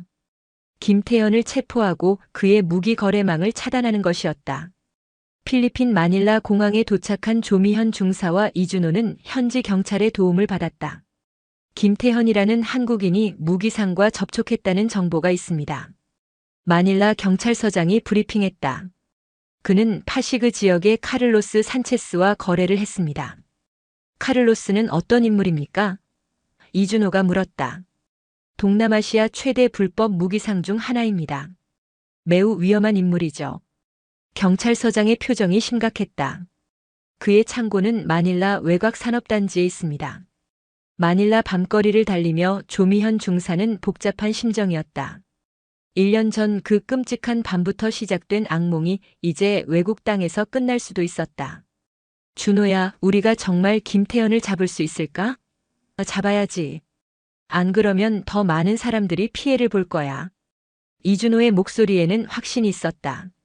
그리고 이번에는 증거도 확실히 잡을 거야.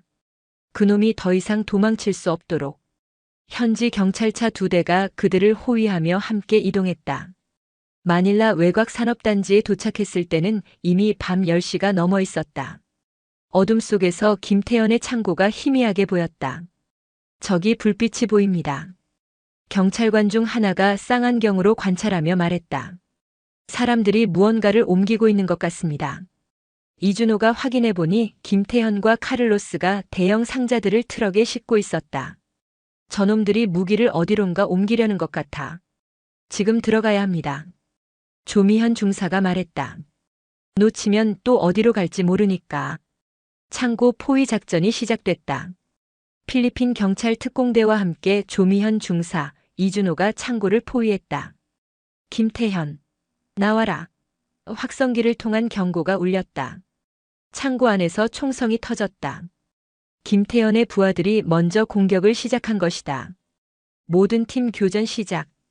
특공대장의 명령과 함께 치열한 총격전이 벌어졌다. 창고 주변이 순식간에 전쟁터가 되었다. 이준호와 조미현 중사는 창고 측면으로 접근했다. 너는 여기서 지원 사격을 해줘. 이준호가 조미현 중사에게 말했다. 나는 안으로 들어가서 김태현을 잡겠어. 너무 위험해. 혼자 가면 안 돼. 하지만 누군가는 들어가야 해. 이준호가 창고 후면 출입구로 몸을 숨기며 이동했다. 뒤에서 조미현 중사가 엄호 사격을 했다. 탄환들이 창고 벽을 때리며 불꽃을 튀겼다. 창고 안에서 김태현은 카를로스에게 소리쳤다. 빨리 뒷문으로 빠져나가자. 하지만 경찰들이 포위했습니다. 카를로스가 당황했다. 그럼 끝까지 싸워야지. 김태현이 기관총을 집어들었다. 그 순간 이준호가 창고 안으로 뛰어들었다. 김태현, 이제 끝이야. 이준호, 정말 끈질기게 따라왔군. 김태현이 총구를 이준호에게 겨눴다. 하지만 이번에는 내가 죽을 차례야. 창고 안에서 마지막 대결이 시작됐다. 이준호와 김태현이 무기들 사이에서 격렬하게 총격전을 벌였다. 총알들이 금속 상자들을 때리며 불꽃이 튀었다. 1년 동안 날 쫓아다니느라 수고했어. 김태현이 소리쳤다. 하지만 여기서 내 복수는 끝이야. 복수가 아니야. 이준호가 대답했다. 정의야. 내가 죽인 사람들을 위한 정의. 두 사람의 총격전이 더욱 치열해졌다. 그 순간 조미현 중사가 창고 안으로 들어왔다. 준호, 괜찮아? 미현아, 위험해. 나가. 하지만 조미현 중사는 김태현을 정면으로 바라봤다. 김태현, 이제 정말 끝이에요. 너, 모든 게 너 때문이야. 김태현이 조미현 중사를 향해 총을 겨눴다. 하지만 이준호가 더 빨랐다. 그의 총알이 김태현의 어깨를 관통했다. 김태현이 비틀거리며 무릎을 꿇었다. 끝났어, 김태현. 이준호가 다가가며 말했다. 김태현은 어깨에서 피를 흘리며 벽에 기대앉았다. 이렇게 끝날 줄은 몰랐어. 그의 눈빛에서 광기가 사라지고 있었다. 하지만 내가 한 일을 후회하지는 않아. 이 썩은 세상을 바꾸려고 했을 뿐이야. 조미현 중사가 그 앞에 무릎을 꿇고 말했다. 당신이 바꾸려던 방식은 잘못된 거였어요. 무고한 사람들을 희생시키는 건 정의가 아니에요. 필리핀 경찰이 김태현을 체포했다. 카를로스와 그의 부하들도 모두 잡혔다. 창고에서는 대량의 불법 무기들이 발견됐다. 이 정도면 작은 전쟁을 일으킬 수 있는 양입니다. 필리핀 경찰서장이 놀라워했다. 김태현이 정말 위험한 계획을 세우고 있었군요. 조미현 중사와 이준호는 마침내 1년간의 악몽을 끝낼 수 있었다. 이제 정말 끝난 거야. 이준호가 안도의 한숨을 쉬었다. 하지만 김태현은 마지막까지 포기하지 않았다. 병원으로 이송되는 구급차 안에서 그가 마지막으로 한 말은 이것이었다. 내가 없어도 나와 같은 생각을 가진 사람들이 또 있을 거야. 그의 목소리는 점점 작아졌지만 그 말은 여전히 불길한 예언처럼 들렸다. 조미현 중사와 이준호는 서로를 바라보며 알았다. 김태현 개인은 잡았지만 그가 대표하는 어둠의 세력은 아직 완전히 사라지지 않았다는 것을. 마닐라의 새벽 하늘이 밝아오면서 두 사람은 한국으로 돌아갈 준비를 했다. 길고 긴 악몽이 끝났지만 진정한 평화를 위해서는 앞으로도 계속 싸워야 한다는 것을 그들은 알고 있었다. 한국으로 돌아온 조미현 중사와 이준호는 인천공항에서 뜨거운 환영을 받았다. 해군 참모총장을 비롯해 국정원장, 그리고 수많은 언론인들이 기다리고 있었다. 국민 여러분께 보고드립니다. 해군 참모총장이 마이크 앞에서 말했다. 김태현과 그의 일당이 모두 체포되었으며 테러 위협이 완전히 제거되었습니다. 박수 소리가 터져나왔지만 조미현 중사의 마음은 복잡했다. 김태현은 잡혔지만 그가 남긴 상처들은 쉽게 아물지 않을 것 같았다. 기자회견에서 조미현 중사는 처음으로 자신의 이야기를 공개적으로 털어놓았다. 1년 전 서해에서 벌어진 일부터 최근의 성폭행 시도까지 저는 오랫동안 침묵해야 했습니다. 그녀의 목소리는 떨렸지만 단호했다. 하지만 이제 더 이상 숨지 않겠습니다. 군대 내에서 여성들이 당하는 부당한 대우와 성희롱, 그리고 진실을 은폐하려는 시도들을 더 이상 용납할 수 없습니다. 회견장이 조용해졌다. 그녀의 용기 있는 증언이 모든 사람들의 마음을 움직였다. 이준호도 마이크를 잡았다. 저희가 김태현을 잡을 수 있었던 것은 혼자만의 힘이 아니었습니다. 그가 조미현 중사를 바라보며 말했다. 조미현 중사의 용기와 끈기, 그리고 진실을 밝히려는 의지가 있었기 때문입니다.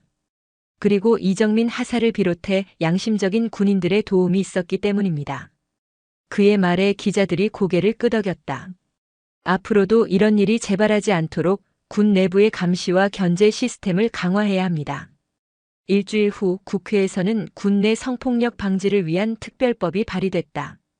조미현 중사 사건이 계기가 되어 여군 보호와 권익 신장을 위한 제도적 개선이 시작된 것이다. 조미현 중사님의 용기가 없었다면 이런 변화는 불가능했을 겁니다. 국회 국방위원장이 말했다. 앞으로는 군대에서도 성별에 관계없이 모든 군인들이 안전하게 복무할 수 있는 환경을 만들어야 합니다. 조미현 중사는 국회 청문회에서 증인으로 출석해 자신의 경험을 상세히 증언했다. 박진혁 상사는 성폭행 미수와 폭행 혐의로 군사법정에서 10년형을 선고받았다. 재판 과정에서 그가 김태현으로부터 돈을 받고 조미현 중사를 해치려 했다는 사실이 모두 드러났다.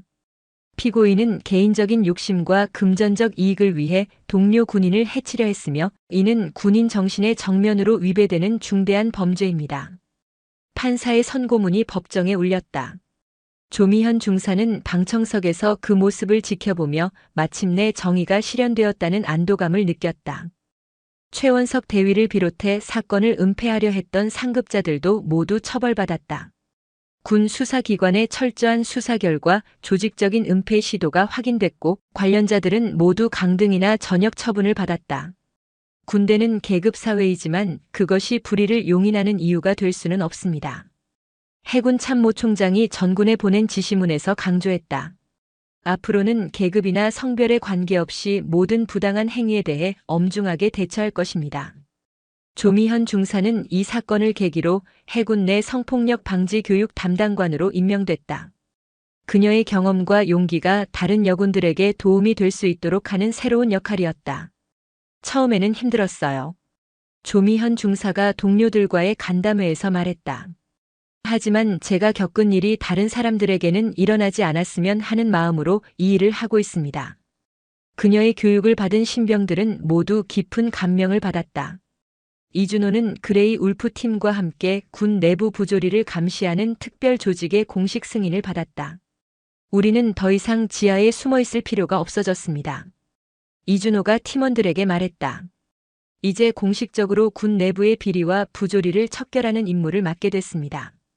그레이 울프는 군 수사기관과 협력하여 각종 부정부패와 인권 침해 사건들을 담당하게 됐다. 그들의 존재 자체가 다른 잠재적 가해자들에게는 큰 압박이 되었다.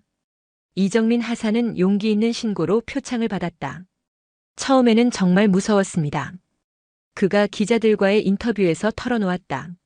하지만 조미현 중사님이 당하신 일을 보고만 있을 수는 없었습니다. 그의 신고가 없었다면 사건의 진실이 영원히 묻힐 뻔했다. 앞으로도 의료진으로서 환자를 보호하는 것이 제 임무라고 생각합니다. 그는 현재 군 의료진 윤리교육의 강사로도 활동하고 있다. 하지만 모든 것이 완벽하게 해결된 것은 아니었다. 한 달 후 국정원에서 새로운 정보를 입수했다. 김태현과 연결된 또 다른 조직이 있는 것 같습니다. 분석관이 보고했다. 필리핀에서 압수한 자료를 분석한 결과 김태현은 더 큰 국제적 네트워크의 일부였을 가능성이 높습니다. 이 정보는 아직 완전히 확인되지 않았지만 김태현 같은 인물들이 또 있을 수 있다는 것을 의미했다.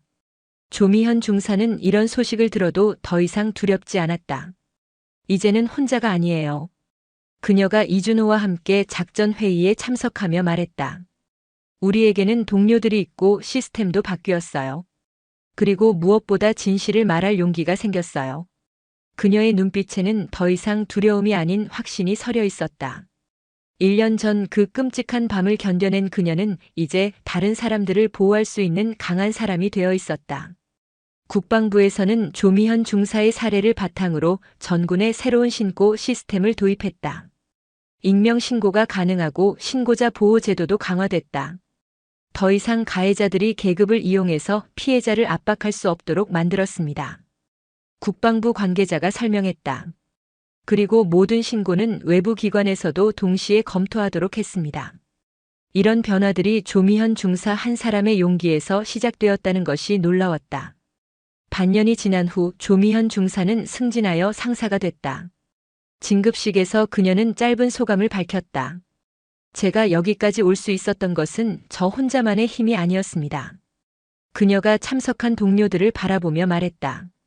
이준호 중사를 비롯해 저를 도와준 모든 분들, 그리고 용기를 내어 진실을 밝혀준 이정민 하사님께 감사드립니다. 박수가 터져나왔다. 앞으로도 저는 더 나은 군대를 만들기 위해 최선을 다하겠습니다. 그날 저녁 조미현 상사와 이준호는 한강변을 걸으며 대화를 나눴다. 정말 많은 일이 있었지. 이준호가 말했다. 1년 전에는 상상도 못했을 일들이야. 맞아. 조미현 상사가 고개를 끄덕였다. 하지만 이제는 알겠어. 혼자서는 할 수 없는 일도 함께하면 가능하다는 걸. 그들은 1년 전 그 끔찍한 밤부터 시작된 긴 여정을 마침내 마무리했지만 동시에 새로운 시작이기도 했다는 것을 알고 있었다. 준호야, 앞으로도 이런 일들이 계속 생길까? 조미현 상사가 물었다. 아마 그럴 거야. 이준호가 솔직하게 대답했다. 하지만 이제는 우리가 있잖아. 그리고 우리 같은 사람들이 더 많아지고 있어. 그가 하늘을 바라보며 말했다. 김태형 같은 악인들도 있지만 정의를 위해 싸우는 사람들도 분명히 있어. 조미현 상사는 그의 말에 깊이 공감했다. 어둠이 있는 곳에 빛도 있다는 것을, 그리고 자신들이 그 빛 중 하나라는 것을 알고 있었다. 몇 달 후 조미현 상사에게 새로운 소식이 전해졌다. 그녀의 사례가 해외에도 알려져서 다른 나라의 여군들로부터 연대와 지지의 메시지가 도착한 것이다. 전 세계 여성들이 당신의 용기에 감명받았습니다. 번역된 편지를 읽으며 조미현 상사는 감동했다. 자신의 작은 용기가 이렇게 많은 사람들에게 희망을 주었다는 것이 믿어지지 않았다. 이준호도 마찬가지였다. 그레이 울프의 활동이 알려지면서 다른 부대에서도 비슷한 조직들이 만들어지기 시작했다. 우리가 시작한 일이 전군으로 퍼져나가고 있어요. 팀원 중 하나가 보고했다. 부조리를 감시하고 정의를 실현하려는 움직임이 곳곳에서 일어나고 있습니다. 이준호는 뿌듯함과 함께 책임감도 느꼈다. 이제 그들이 해야 할 일은 더욱 많아졌다. 1년이 지난 어느 날 조미현 상사는 신임 여군들을 대상으로 특강을 하게 됐다. 여러분이 군복을 입고 이 자리에 있다는 것 자체가 대단한 일입니다. 그녀가 말했다. 하지만 앞으로 힘든 일들도 있을 거예요. 그때 기억하세요. 여러분은 혼자가 아니라는 것을, 그리고 정의는 반드시 승리한다는 것을. 신임 여군들의 눈빛이 반짝였다. 그들에게 조미현 상사는 단순한 선배가 아니라 희망의 상징이었다. 강의를 마치고 나오는 길에 조미현 상사는 문득 1년 전을 떠올렸다. 그때의 자신은 두렵고 외롭고 절망적이었다. 하지만 지금의 자신은 달랐다. 여전히 세상에는 어둠이 있지만 그 어둠을 밝힐 수 있는 빛도 분명히 있다는 것을 알고 있었다. 그리고 자신이 그 빛 중 하나가 되었다는 것을, 그리고 앞으로도 계속 그 빛을 지켜나갈 것이라는 것을 확신했다. 그날 밤 집에 돌아온 조미현 상사는 일기장을 펼쳤다. 오늘도 한 명의 악인을 막았고 한 명의 선인을 더 만들었다. 그녀가 썼다. 김태현은 잡혔지만 세상에는 아직도 많은 김태현들이 있을 것이다. 하지만 우리도 있다. 정의를 믿고 진실을 말하고 서로를 보호하는 우리들이. 그리고 그것만으로도 충분하다. 창밖으로 별이 보였다. 어둠 속에서 빛나는 작은 별들처럼 그들의 싸움도 계속될 것이었다.